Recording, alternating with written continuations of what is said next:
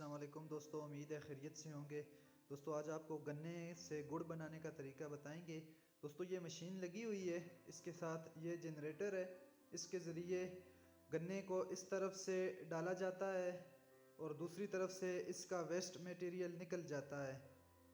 اس طرح اس کو دو تین ڈنڈے ڈالے جاتے ہیں اور دوسری طرف سے اس کا فالتو میٹیریل نکل جاتا ہے اور یہاں سے باہر سے آگ لگائی جاتی ہے۔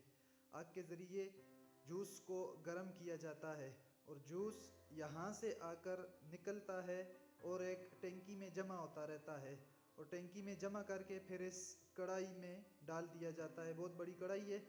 اس کے بعد یہ گڑ یہاں پر تیار ہو جاتا ہے۔ تو تیار گڑ آپ کے سامنے ہے۔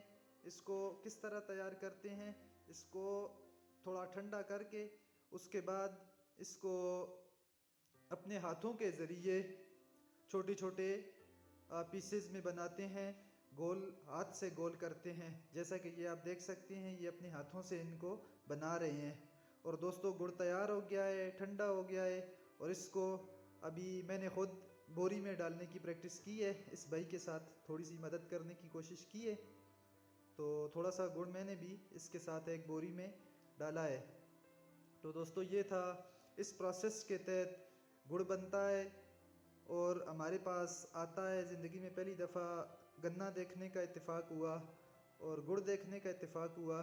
یہ تھا سارا پروسیس۔ اس پروسیس کے تحت گنا گزر کے، مشین سے گزر کے جوس بنتا ہے۔ جوس کے بعد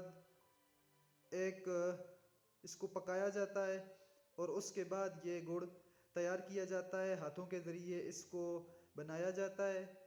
پھر جب یہ تھوڑی دیر کے بعد، 1 گھنٹے کے بعد تقریباً یہ ٹھنڈا ہو جاتا ہے، اس کے بعد اس کو بوری میں ڈال لیا جاتا ہے اور یہ پروسیس اسی طرح ہر روز چلتا رہتا ہے۔ ان کا یہ سیزن ہے، اس سیزن پر۔